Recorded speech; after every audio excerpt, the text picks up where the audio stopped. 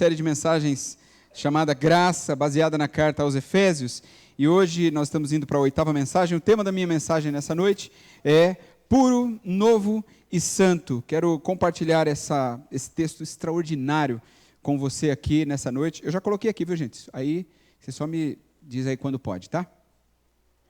Mas aí eu vou combinar com vocês o seguinte, ó, o texto bíblico, vamos combinar aqui ao vivo, o texto bíblico vocês passam para mim aí, tá? Beleza? O texto.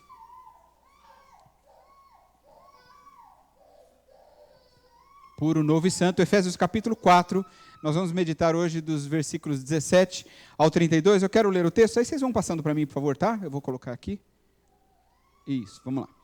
Assim eu lhes digo, e no Senhor insisto, que não vivam mais como os gentios, que vivem na futilidade dos seus pensamentos. Eles estão obscurecidos no entendimento e separados da vida de Deus por causa da ignorância em que estão, devido ao endurecimento de seus corações. Tendo perdido toda a sensibilidade, eles se entregaram à depravação, cometendo com avidez toda espécie de impureza. Esse texto é forte, né?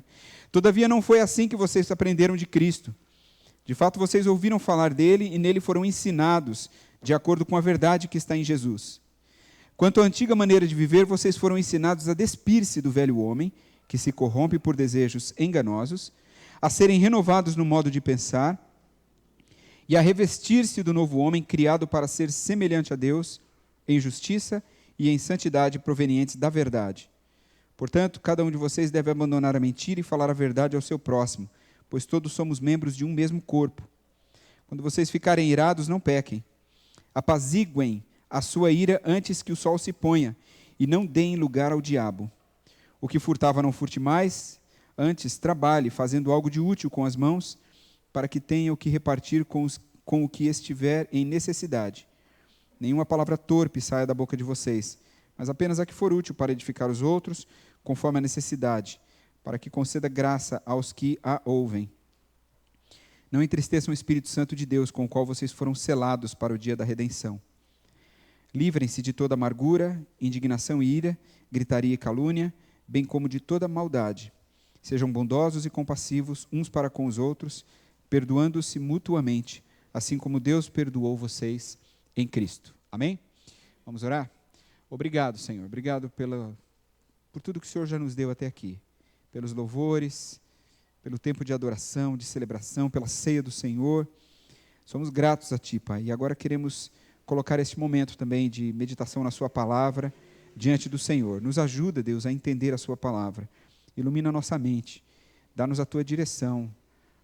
Dá-nos o entendimento necessário para que ela possa ficar aqui dentro de nós e iniciar uma grande transformação, mudanças que nós precisamos ter para sermos igreja, para sermos realmente revestidos e para começarmos a viver o santo, o novo, o puro de Deus em nossa vida. Em nome de Jesus. Amém.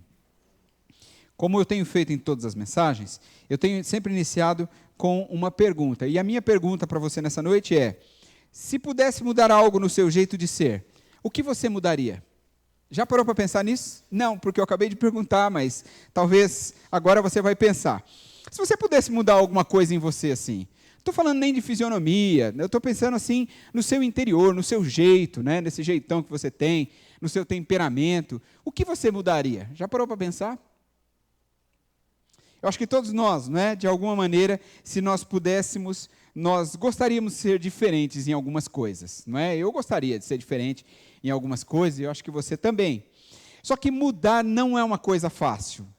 Requer muita determinação, tempo, não é? Dedicação mesmo. Mas eu acho que o que a gente mais precisa mesmo para mudar, sabe o que é? Humildade. Humildade. Porque a gente reconhecer que nós fazemos coisas, né, que nós temos algumas atitudes, algumas reações que definitivamente não são boas e nós nos entristecemos ou fazemos mal a outras pessoas, isso é tranquilo para nós, a gente sabe que é assim. E sabemos que é difícil a gente ter humildade para esse tipo de mudança. Eu estou perguntando isso porque nessa parte da carta de Paulo aos Efésios, ele fala sobre a mudança de vida que Cristo pode fazer nas pessoas. Aliás, eu acredito mesmo que as mudanças mais significativas que nós podemos ter são aquelas que só acontecem mesmo quando nós deixamos Cristo governar as nossas vidas. Quando permitimos o senhorio dele sobre as nossas vidas, é que as mudanças realmente começam a acontecer. Quando nós aceitamos Jesus como nosso Salvador, e nós deixamos que Ele seja realmente o Senhor das nossas vidas, e você deve entender que são momentos diferentes. Então, uma coisa é você aceitar a Jesus, outra coisa é você deixar que Ele seja o Senhor da sua vida. Porque aceitar Jesus todo mundo aceita, não é? Pelo menos a grande maioria das pessoas aceitam. Nós somos de um país de uma maioria esmagadora cristã. Então, se você sair perguntando, você aceita Jesus? A maioria das pessoas vai dizer, claro, claro que aceito a Jesus. Mas você está disposto a submeter-se a que Jesus comande mesmo a sua vida? Todas as suas palavras, todas as suas atitudes? Bom, aí já é uma outra conversa, não é? Mas quando nós aceitamos e deixamos que Ele seja realmente o Senhor das nossas vidas, mudanças começam a acontecer. Então, talvez você possa se lembrar agora de pessoas, ou talvez você mesmo seja essa pessoa, que tinha um jeito antes de aceitar Jesus, e que depois que aceitou Jesus mudou completamente. Não é? Eu já contei para vocês de um parente que eu tenho, que infelizmente está realmente num estado de saúde, os irmãos têm orado aqui por ele, não é? É o meu cunhado, muito querido, e ele aceitou a Jesus. Ele era uma pessoa muito brava, muito, muito brava mesmo, um sangue italiano assim, muito forte mesmo, e um temperamento muito forte, e ele era muito bravo. Se irritava por pouca coisa, por qualquer coisa, sempre falava alto, sempre exaltado, mas ele entregou a sua vida a Jesus, e mudou da água para o vinho, parecia uma outra pessoa. Quando eu o reencontrei depois disso, eu falei, meu Deus, falei para a esposa dele, minha cunhada, falei, é uma outra pessoa, é impressionante, mudou. Ele falou, olha, você viu, Elias, como ele mudou? Mudou completamente. Jesus fez essa mudança na vida dele, graças a Deus por isso. Eu gosto da frase do Warren Wiersbe, que é um pastor americano, teólogo. Ele diz que a conversão é uma crise que conduz a um processo. Acho que eu coloquei isso no texto que escrevi na pastoral do boletim. Ele diz, a conversão é uma crise que conduz a um processo. É exatamente isso, porque quando convertemos a Jesus, nós vivemos uma crise conosco mesmos, porque nós começamos a lutar com o nosso eu, com as nossas vontades, entramos numa crise espiritual, não é? E aí nós iniciamos um processo de transformação que só Cristo pode nos direcionar. Na primeira metade do capítulo 4 da carta aos Efésios, que foi o que a gente estudou domingo passado, Paulo falou sobre a unidade da igreja. Lembram-se disso? Agora, aqui, na segunda metade desse capítulo, Paulo fala sobre pureza. Então, essa pureza que Paulo fala, ela só vai acontecer quando nós permitirmos que Cristo faça uma verdadeira varredura mesmo nas nossas vidas e inicie Ele esse processo de transformação que se vê primordialmente na vida relacional, ou seja, no nosso contato com as pessoas. Então, a gente pode dizer que a mantença da unidade da igreja passa pela necessidade da pureza. Então, essas duas coisas, e eu acho que é por isso que Paulo fala uma na sequência da outra, estão interligadas. A gente só vai conseguir unidade na igreja quando nós procurarmos viver uma vida de pureza espiritual. Vocês concordam comigo que quando nós estamos distante dos atos da pureza, e a gente vai falar sobre isso no texto, você vai chegar à conclusão de que essas coisas causam muitos traumas, muitas dificuldades para a união, para o crescimento da igreja, para a vida comum, né, do povo de Deus. Então, deixar-se mudar, aceitar a necessidade da transformação, e submeter-se a essa transformação, de fato é um enorme desafio para nós. Não é uma coisa fácil. Aliás, este texto, esta mensagem, não é uma coisa simples. Paulo ele vai nos mostrar aqui os passos que nós devemos dar para sermos conforme aquilo que Jesus Cristo espera de nós. Então eu quero chamar isso aqui de desafios mesmo. E o primeiro desafio que eu queria apontar aqui a vocês é o que eu chamo aí dos versículos 17 a 19, o desafio da vida pura, de uma vida pura.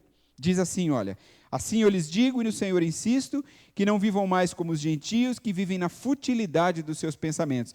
E agora vem uma parte do texto que é muito forte, ele diz assim, eles estão obscurecidos no entendimento e separados da vida de Deus por causa da ignorância em que estão, devido ao endurecimento dos seus corações. Tendo perdido toda a sensibilidade, eles se entregaram à depravação, cometendo com avidez toda espécie de impureza. Esse é um texto muito forte. Viver o cristianismo à maneira de Jesus é viver na contracultura. Sabe como é? Então o mundo está direcionando num caminho, e Jesus está dizendo que é naquele caminho, é no outro lado, é diametralmente oposto, é outra direção. Seria bem mais fácil que nós fôssemos, como diz um escritor chamado, eu já citei ele aqui, mas agora esqueci o nome dele, Richard, e eu esqueci o sobrenome dele. Mas ele diz o seguinte, que seria mais fácil que nós vivêssemos como se fôssemos camaleões espirituais. Ele faz essa comparação, não é? Ele diz assim, que como camaleões, imitando o mundo, vivendo a maneira daqueles que não têm Jesus como Senhor das suas vidas. Então, e aí ele diz assim, a fim de que nós venhamos parecer mais camuflados e seguros contra a crítica e o desconforto. Ora, concordem comigo que para eu viver no meio da sociedade desse mundo, se eu agir como eles, vai ser muito mais fácil, muito mais cômodo. Então, se eu me sentar com a comunidade desse mundo e beber com eles, está tranquilo, porque aí eu estou vivendo como eles. Bom, se eu viver uma vida de depravação moral, me relacionando sexualmente com outras pessoas, e depois me reunindo com os amigos, e contando vantagem das mulheres com quem eu saí no final de semana, então está tranquilo, porque eu estou seguindo o padrão, estou seguindo no mesmo estilo de todo mundo, né? Eu vou ficar bonito na foto com todo mundo, estou seguindo na mesma onda, percebe? Então, essa é a ideia que o escritor aqui, esse teólogo sugere, diz assim, muitas pessoas têm vivido mesmo como camaleões, então eles ficam ficando parecidos, não é? Ficam camuflados ali no meio e você não percebe que eles são de fato cristãos. E aqui eu quero voltar ao que eu falei no domingo passado, dizendo que não é para nos distanciarmos das pessoas, não é. Essa não é a proposta. Nós devemos caminhar com elas, inclusive porque nós queremos ganhá-las para Jesus e porque nós somos chamados para viver vidas de relacionamento, tanto com os de dentro quanto com os de fora. A questão é que há um limite nessa caminhada. Há coisas que eu vou dizer o seguinte, ok, mas isso eu não vou fazer. Por essa direção eu não vou. Eu estou seu amigo, a gente caminha junto, eu gosto de você, mas isso eu não vou fazer. Às vezes nós fazemos isso de modo consciente, mas com maior frequência, e eu acho que de maneira mais perigosa, nós vivemos sem nem mesmo notar que nós estamos nos acomodando às imoralidades seculares ou às prioridades seculares. Às vezes a gente faz isso consciente mesmo, eu faço mesmo e tal. Mas às vezes a gente, sem perceber, quando vemos, já estamos envolvidos num estilo de vida, que não é o estilo de vida que Deus deseja que vivamos. Mas a maneira como Paulo fala no texto, mostra para a gente que nós não devemos sequer dar brecha para o mundo e para as suas práticas. Não é fácil ser um cristão verdadeiro. Não é fácil. Paulo diz aí no texto que você está vendo, de forma direta e objetiva, numa parte diz assim, não vivam mais como os gentios. Paulo é enfático, ele afirma isso. E o que Paulo está se referindo aqui, quando ele diz para que não vivamos mais como os gentios? Paulo está dizendo que nós devemos viver de forma pura, não se misturando com as facilidades desse mundo. A proposta do mundo sempre é mais rápida, em certo ponto, até um certo limite, mais prazerosa. Você há de convir comigo que o prazer imediato é muito bom. Quem que não quer ter prazer imediato? Todo mundo quer ter prazer imediato. Então, a proposta do mundo, na sua grande maioria, oferece prazer imediato. Não estou dizendo que as coisas de Deus também não oferecem. Eu estou dizendo que as coisas do mundo oferecem prazer imediato e nem todas essas coisas são lícitas. E aí, Paulo vai fazer isso apontando algumas áreas específicas que nós devemos guardar. Isso é muito interessante, áreas que devemos guardar. Então, Paulo vai dizer, primeiro, devemos guardar a nossa mente. Está aí no texto, ele diz, assim eu lhes digo e no Senhor insisto, que não vivam mais como os gentios que vivem na futilidade dos seus pensamentos. Eles estão obscurecidos no entendimento. Eles não compreendem a nossa fé. A outra coisa que nós devemos guardar, que Paulo diz no texto, é a nossa alma. Ele diz, e separados da vida de Deus por causa da ignorância em que estão. Outra que ele diz que nós devemos estar separados é no nosso coração. Ele diz que aquelas pessoas, eles estão assim devido ao endurecimento do seu coração. Percebe uma cadeia? E aí a outra coisa que ele diz é com relação ao nosso código moral. Tendo perdido toda a sensibilidade, devemos guardar o nosso código moral. Não é porque todo mundo faz, porque nós vamos fazer também. Não é porque isso agora ficou politicamente correto, né? Que agora, né, a gente vai fazer. Não é porque a gente diz assim, agora a gente é um novo padrão na sociedade. Ok, mas a gente não vai fazer, porque nós não vivemos debaixo do padrão desse mundo. Lembra? É contra a cultura. E também a questão do nosso senso de satisfação, nos guardarmos nesse sentido também. Eles se entregaram à depravação, cometendo com avidez toda espécie de impureza. Você percebe o que Paulo está tentando nos ensinar aqui? Quem não conhece a Deus, não conhece o mundo ao seu redor e nem a si mesmo. Essa é a verdade. Deus abre a nossa mente. As pessoas que se aproximam de Deus, que entregam a sua vida a Ele, abrem a sua mente. Então, se você está cometendo pecados e você está em conflito, acredite, você está no caminho errado, mas a sua mente está te puxando para a direção certa. Sabe por quê? Porque Deus está lá falando com você. É por causa do temor do Senhor que está em você. Paulo ele ensina que os gentios eles pensavam que eles eram iluminados, porque eles rejeitavam a Bíblia e o conhecimento de Deus, e eles criam uma filosofia própria, a filosofia do mundo, a filosofia que era pregada, quando na realidade mesmo, Paulo vai dizer, eles estavam em trevas, estavam obscurecidos espiritualmente. Só que o verdadeiro conhecimento começa com Deus, e quem não conhece a Deus é escravo da ignorância espiritual. Então a mente se torna dura e a consciência fica cauterizada a ponto que elas não conseguem enxergar o abismo para o qual estão caminhando. É muito fácil entender isso, porque as pessoas preferem viver a maneira deste mundo, estão caminhando a passos largos para a perdição eterna, e a nossa grande batalha como igreja é pregar o evangelho para que as pessoas não vão para a perdição eterna. Essa é a realidade. O teólogo William Barclay, ele diz que o horrível do pecado é o seu efeito petrificador. É o que o pecado faz com as pessoas. Petrifica o coração. Lembram-se da história que já contei aqui mais de uma vez? Da garota com quem conversei? E eu disse para ela, a sua mãe está em prantos, porque você está indo para uma direção destruidora para a sua vida. E ela disse assim para mim, com todas as letras, pastor, eu amo a minha mãe, respeito você, mas eu vou seguir este caminho, porque eu gosto desse caminho. Eu quero experimentar essas coisas. Eu estou experimentando coisas que eu nunca experimentei antes. As coisas mais terríveis. E eu estou seguindo por essa direção e eu vou por esse caminho.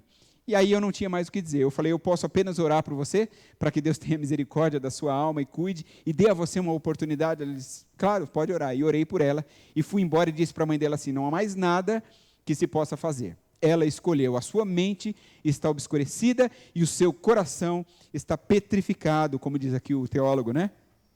Então, o que é essa petrificação do coração? No começo, a pessoa sente vergonha ao pecar. Depois, ela perde a vergonha, é o que ele diz, né? O temor, a pessoa perde o horror ao pecado. O pecado já não assusta mais. Então, ela passa a pecar sem remorso, sem pesar. É isso que Paulo está falando aqui. A consciência se torna cauterizada, e o coração dessa pessoa se torna uma pedra.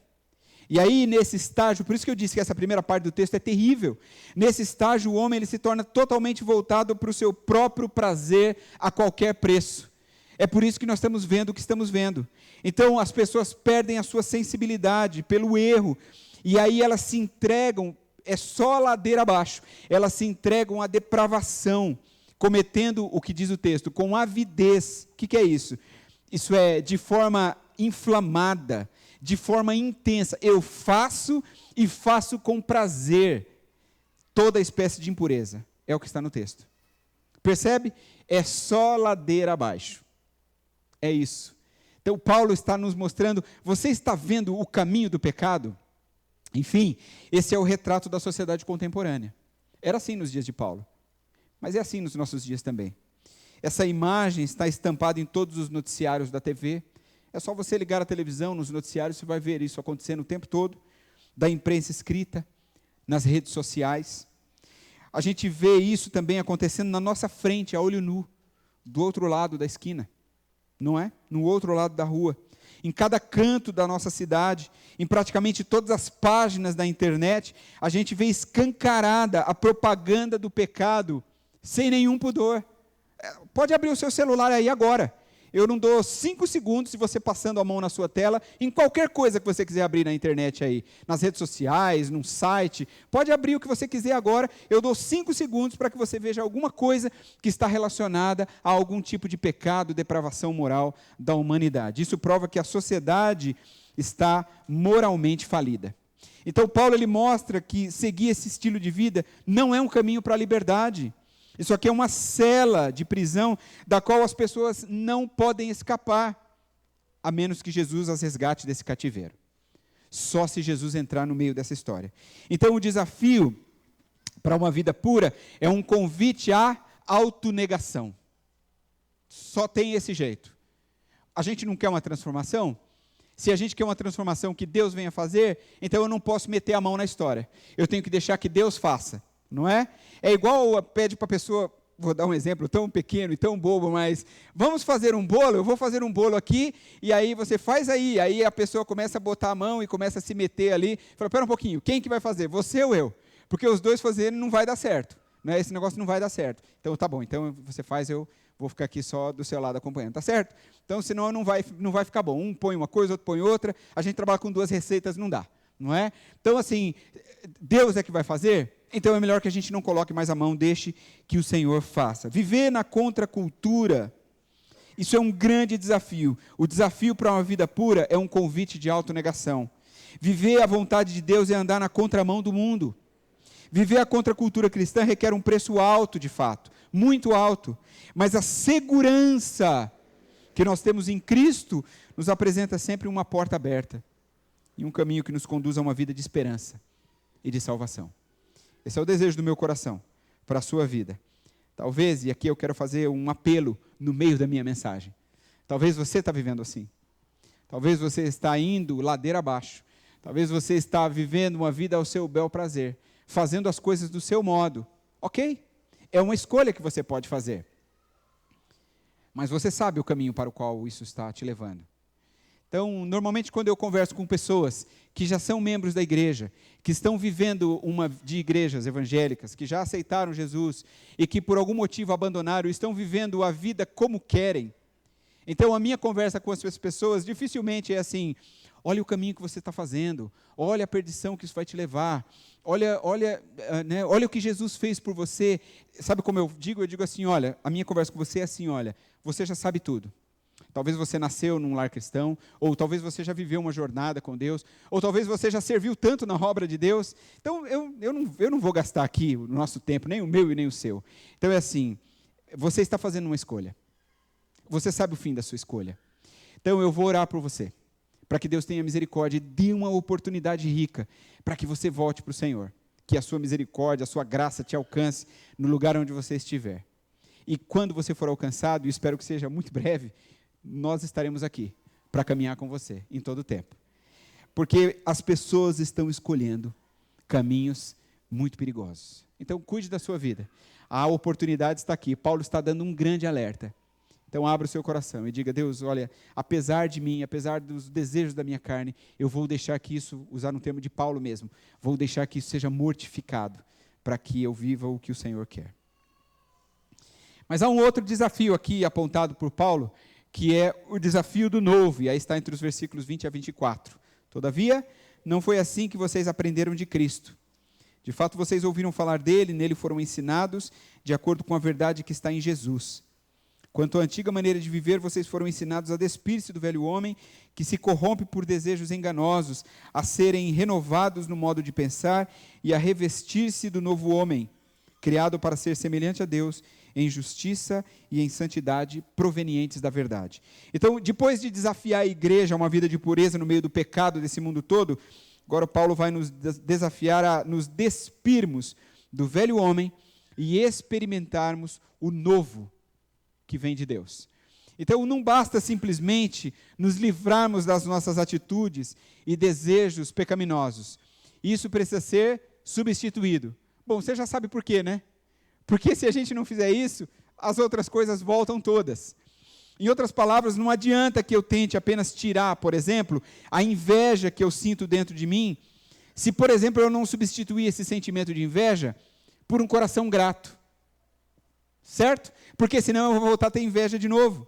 Não adianta, por exemplo, que eu abandone lugares indevidos se eu não me aproximar da comunhão com as pessoas de Deus através de uma igreja local. Então, se eu estou frequentando lugares ruins, não adianta só eu deixar de ir lá.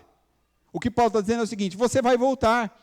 Você precisa preencher isso com algo que seja de Deus. Num caso como esse, num exemplo assim, que tal a igreja do Senhor Jesus? Então, por exemplo, de nada vai valer você abandonar os seus pensamentos impróprios se você não encher a sua mente e o seu coração de Deus, da palavra de Deus, de bons livros, de conversas saudáveis, de papos espirituais, vamos dizer assim. Porque se você não fizer isso, todos aqueles pensamentos ruins vão voltar para a sua mente e assim por diante. É importante a gente observar que Paulo fala no versículo 20 que nós devemos aprender de Cristo e não sobre Cristo. Porque aprender sobre Cristo é ter informações sobre Ele. Isso pode ser muito bom, mas isso não salva ninguém. Não é o caso. Mas aprender de Cristo ou com Cristo, depende da linguagem bíblica que você tem na sua mão aí, pressupõe um estreito relacionamento com Ele. Então, ser um cristão não tem nada a ver em confiar numa fórmula, não, mas sim confiar em um amigo. Isso é relacionamento. Deus nos chama para uma vida de relacionamento em Cristo. E aí, quando nós confiamos em Cristo, pela primeira vez, e entregamos a nossa vida para Cristo, nós somos vestidos, e é o que diz o versículo 24, vestidos com justiça e perfeição, à semelhança de Deus.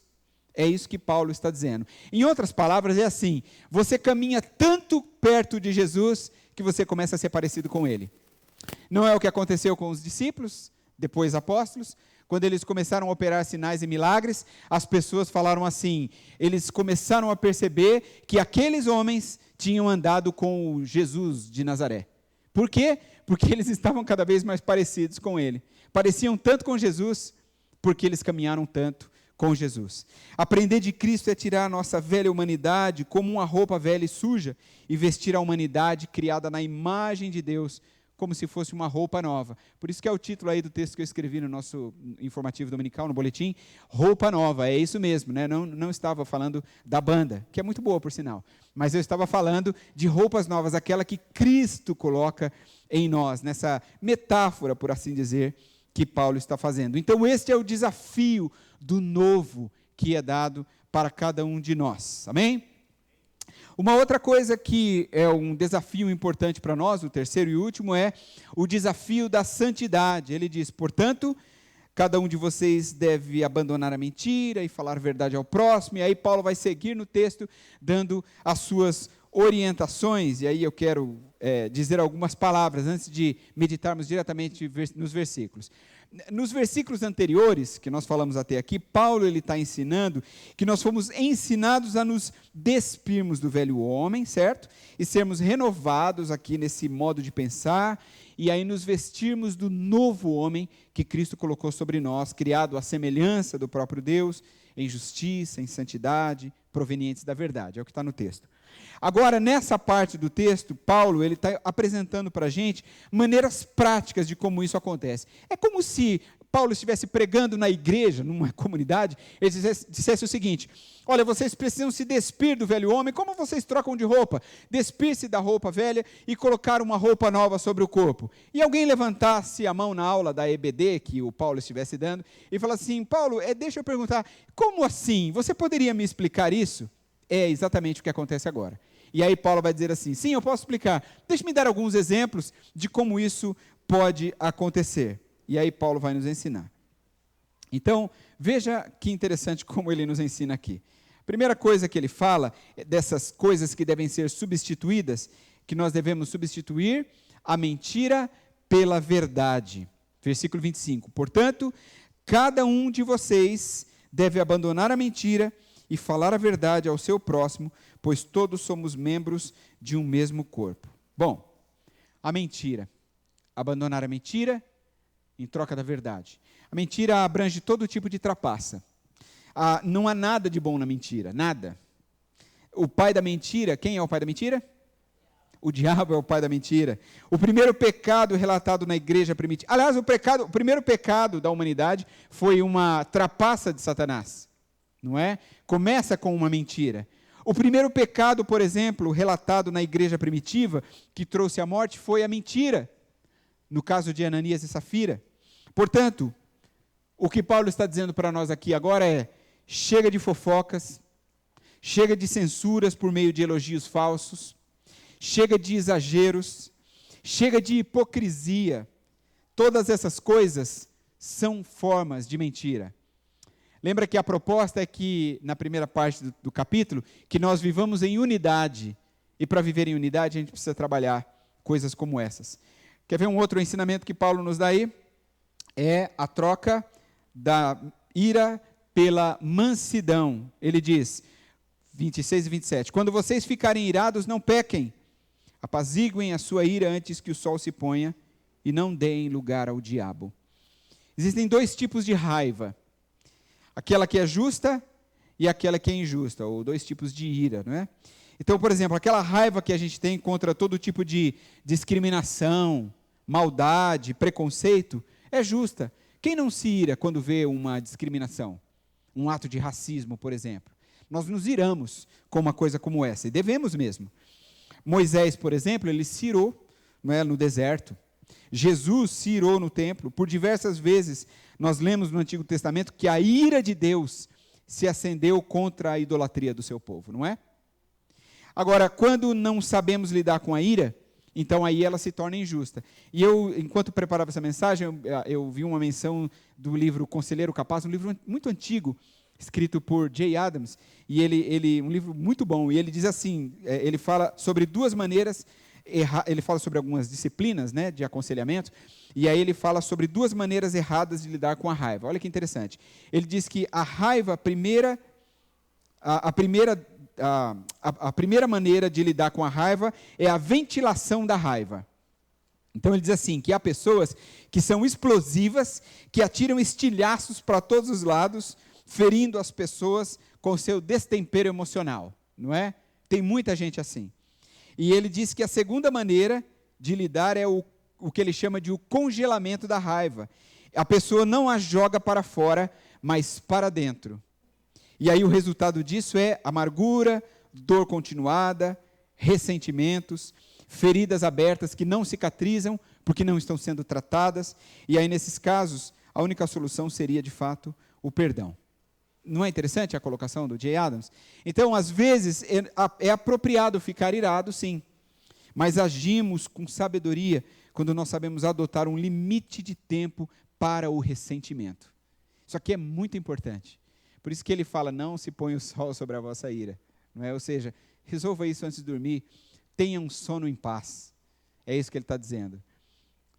Isso pode ser literal, como pode ser figurado. Não é? Pode ser literal mesmo, assim, tipo, eu estou com um problema com tal pessoa, não é? Eu estou muito irado com isso, eu vou resolver isso hoje, eu não vou dormir sem resolver isso. Ou talvez isso pode ser figurado, e também serve. Ou seja, por quanto tempo mais, eu falando comigo mesmo, por quanto tempo mais eu vou ficar sofrendo com isso? Por quanto tempo mais eu vou ficar amargurando isso? Por que eu não vou resolver essa situação? Por que eu não tiro essa ira dentro de mim e resolvo com quem ou com o que eu preciso resolver? Em algum momento nós devemos abrir mão das nossas causas e bandeiras mesmo, para evitarmos o crescimento do rancor e das divisões que comprometem a unidade do corpo. Esse é um grande problema que ataca as igrejas também. Pessoas se iram, ficam com raiva umas das outras por situações que acontecem e acontecem mesmo. E aí as pessoas deixam isso e o tempo vai só aumentando a tristeza e a amargura. E pode perceber, daqui a pouco você não suporta mais ver a pessoa aqui à frente, ou a pessoa que está aqui à frente não suporta mais ver a pessoa que está aí sentada, e assim por diante. A outra coisa que Paulo ensina aqui, como uma prática de troca, seria o furto pelo muito obrigado, não é? Nunca recebi tanta saúde ao mesmo tempo, muito obrigado. Recebo toda essa saúde. Versículo 28. O que furtava, não furte mais. Antes trabalhe, fazendo algo de útil com as mãos, para que tenha o que repartir com quem estiver em necessidade. Não sei se você já parou para pensar nisso, mas quem instituiu o direito de propriedade foi Deus. Deus é que instituiu o direito de propriedade. No termo furto, ou roubo em algumas versões bíblicas, particularmente acho que furto tem mais a ver, não é? Até num ponto de vista jurídico mesmo, eu acho que furto tem mais ligação com a proposta do que Paulo está dizendo. Está incluso aqui toda forma de desonestidade que visa tirar da outra pessoa aquilo que lhe pertence. Então, por exemplo, dinheiro, pesos, medidas, salário, trabalho, impostos, dízimos e outras coisas mais. É bom a gente lembrar que da mesma forma como o diabo é mentiroso e assassino, ele também é ladrão. João 10:10 fala isso. Jesus disse isso. Ele também é ladrão. Então o conselho de Paulo é que ao invés de furtar, as pessoas trabalhem para o seu próprio sustento, para duas coisas. Para o seu próprio sustento e para ajudar os outros. Então ao invés de você ser um parasita da sociedade, você e eu precisamos ser benfeitores da sociedade. Então, agora eu vou tocar num assunto aqui. Chega de tomar emprestado dinheiro e coisas e não devolver. De cobrar preços abusivos naquilo que nós estamos negociando. De tentar driblar impostos. De achar que nós levamos vantagem quando recebemos um troco a mais. Pelo amor de Deus, não é? Então, o certo é que trabalhemos duro, não é? Não para a gente gastar de modo excessivo conosco mesmos, mas para suprir as necessidades dos outros também. Paulo dá um ensinamento para nós aqui, ele aproveita para nos ensinar que nós devemos exercitar o dom de doar. Então, são ensinamentos para nós. Há uma outra coisa que Paulo vai dizer aqui para nós, é de que nós devemos trocar a palavra torpe pela palavra que edifica. Ele diz no 29:30, nenhuma palavra torpe saia da boca de vocês, mas apenas a que for útil para edificar os outros, conforme a necessidade, para que conceda graça aos que a ouvem. Não entristeçam o Espírito Santo de Deus, com o qual vocês foram selados para o dia da redenção. Interessante que o termo original grego para a palavra torpe, essa palavra que está aqui no texto, sabe qual que é o termo original? É podre. É o mesmo termo no grego, né? Se você procurar outros textos da Bíblia, onde a palavra podre aparece, você vai encontrar que ela está sendo usada para se referir a uma fruta podre, ou a um peixe podre. Aí eu pergunto a você, quem aguenta o sabor e até mesmo o cheiro de uma fruta podre ou de um peixe podre? Ninguém aguenta essas coisas. É exatamente isso que Paulo está falando aqui. Nenhuma palavra podre saia da boca de vocês. Há algumas coisas importantes a serem destacadas aqui. A primeira é que o cristão não pode ter uma boca suja.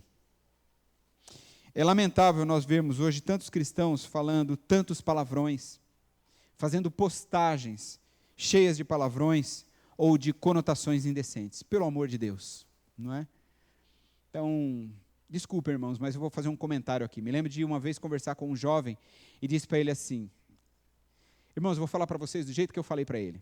Disse assim, meu amigo, deixa eu falar uma coisa para você, olha. Você precisa escolher o que você posta na sua rede social. Ou você posta fotos de mulheres peladas, ou você posta textos de Deus, imagens, frases bíblicas. As duas coisas você não pode postar. Aí ele baixou a cabeça e falou, ô pastor, eu já entendi. Eu falei, eu sei que você já entendeu. Então assim, a nossa conversa termina aqui, é só isso. É só você escolher. É porque se você escolher, pode escolher, a escolha é sua. É que você fica mal, né? Além de fazer mal para o seu próprio testemunho, fica mal para você, você é da nossa igreja, você participa conosco, você está lá na nossa comunidade. Então eu quero orientar você a não fazer mais isso. Então eu acho que cabe para nós aqui, né, gente? Então cuidado com as coisas que você posta, dá uma olhada antes, o que as pessoas estão falando. A gente reposta muita coisa e às vezes na repostagem tem palavrões, termos indecentes, conotações indecentes. Então a gente precisa tomar esse cuidado como filhos de Deus que somos. Então, muito cuidado com isso. O fato é que quando o coração muda, a boca muda. A boca fala do que está cheio o coração. Então a gente não precisa dizer mais, né? A gente também vê aqui, a gente pode incluir, muitos cristãos maldizendo outros. Muitas igrejas não decolam por causa de tanta fofoca e maledicência no seu contexto. Então, volta e meia, nós estamos conversando entre pastores nos nossos encontros, e eu vejo pastores conversando de problemas que estão acontecendo nas suas igrejas, justamente porque as pessoas não conseguem alinhar entre eles para conversar, para resolver o problema. Eles preferem espalhar o problema para depois a reunião se tornar muito maior, muito mais difícil, com muito mais gente, trazendo uma sobrecarga ao pastor, uma sobrecarga aos líderes, enfim, um sofrimento para toda a igreja. Isso não pode, isso não deve acontecer. Os problemas precisam ser tratados e matados mesmo, mortos na raiz. Muitas igrejas estão sofrendo por causa disso. Existe um texto, e esse eu quis colocar para vocês, enquanto eu estudava essa mensagem, eu vi um texto escrito pelo Max Lucado, muito interessante. Max Lucado sempre muito romântico ao escrever, mas essa não foi. Olha que interessante a maneira como ele escreve. Talvez é uma das maneiras que eu vi o Max Lucado mais bravo escrevendo. A palavra de Deus tem um remédio enérgico para aqueles que sacodem a língua de forma descuidada. A mensagem é clara. Quem se atreve a chamar a si mesmo de embaixador de Deus, não pode se dar ao luxo de usar palavras indolentes. Desculpas como, não sabia que você estava aqui, ou não sabia que você era tão sensível, são vazias quando saem daqueles que afirmam ser seguidores e imitadores do grande médico. Temos a responsabilidade dobrada de vigiar a nossa língua. É difícil ouvir o Max Lucado falando isso, né? Mas se ele está falando isso, é porque até ele está bravo com essa situação. Então nós precisamos cuidar. Enfim, como eu já disse, palavras torpes são podres. Palavras podem levar alguém à morte. Tiago capítulo 3, versículos 5 a 8, a gente lê lá que a nossa língua pode ser fonte de vida ou instrumento de morte. Olhem no Antigo Testamento, procurem na sua Bíblia a história de um homem chamado Doeg. Doeg, um nome horrível, né? Este Doeg, ele tem uma história terrível, e por causa de palavras que ele disse, muitas pessoas vieram a morrer. Então, as nossas palavras devem ser, essas palavras erradas que dizemos, devem ser substituídas no nosso vocabulário por palavras que edificam, palavras que encorajam, palavras que fortalecem. Se as nossas palavras forem más, Paulo diz que o Espírito Santo, olha só, o Espírito Santo se entristecerá conosco, porque nós fomos selados para o dia da redenção. Veja como as nossas palavras têm um peso tão grande. Então não devemos entristecer a Deus com as nossas murmurações intermináveis de descontentamento ou por meio de desobediência moral, como fez o povo de Israel no deserto. Então, cuide das suas palavras. E a outra coisa que ele diz é sobre as atitudes vingativas trocadas pelas ações de graça. Ele termina dizendo: livrem-se de toda amargura, indignação e ira, gritaria e calúnia, bem como de toda maldade. Sejam bondosos e compassivos uns para com os outros, perdoando-se mutuamente, assim como Deus perdoou vocês em Cristo. Essa é a parte mais profunda, eu acredito, do texto, a maneira como Paulo conclui. Amargura, indignação, é o que está aí, né? Ira, gritaria, calúnia, maldade, todas essas coisas más devem ser substituídas por atos de bondade, de compaixão, perdão. Então nós devemos pouco a pouco substituir todas as coisas ruins que nós fazemos contra os outros por doses diárias de graça, fazendo da maneira que Jesus ensinou e vivendo da maneira que ele viveu. É claro que isso exige um processo, exige persistência nas atitudes diárias, sempre debaixo da condução de Deus. Amém? Eu quero encerrar essa meditação agora fazendo 3 afirmações bem breves a você, para que você saia daqui pensando sobre elas. A primeira delas é: você é desafiado a andar na contramão do mundo. Não é porque todo mundo faz que você deve fazer ou você deva concordar.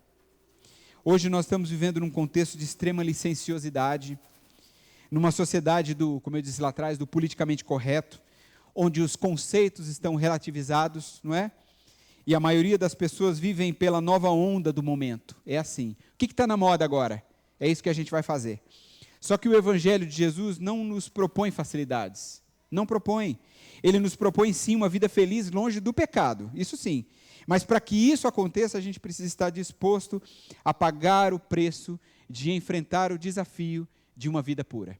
Então, você é desafiado a andar na contramão do mundo. Em segundo lugar, o que eu quero dizer a você é: Deus não quer que você continue pecando como se nada tivesse acontecido. Nós somos salvos completamente pela santidade de Cristo, mas somos salvos para uma nova vida e um aprendizado da santidade. A gente está numa caminhada para aprender a viver em santidade. A santificação, ela é um processo, claro, é uma busca constante, uma busca diária, que nos aproxima de Deus na mesma intensidade que nos afasta do mundo. Quanto mais perto de Deus caminhamos, mais longe das coisas do mundo vamos ficando. Por isso, o pecado precisa ser por nós, sabe o quê? Repudiado. É assim que deve ser. Eu sei que não é uma luta fácil. Não é para mim. Não é uma luta fácil para mim. E não é uma luta fácil para você, eu sei disso.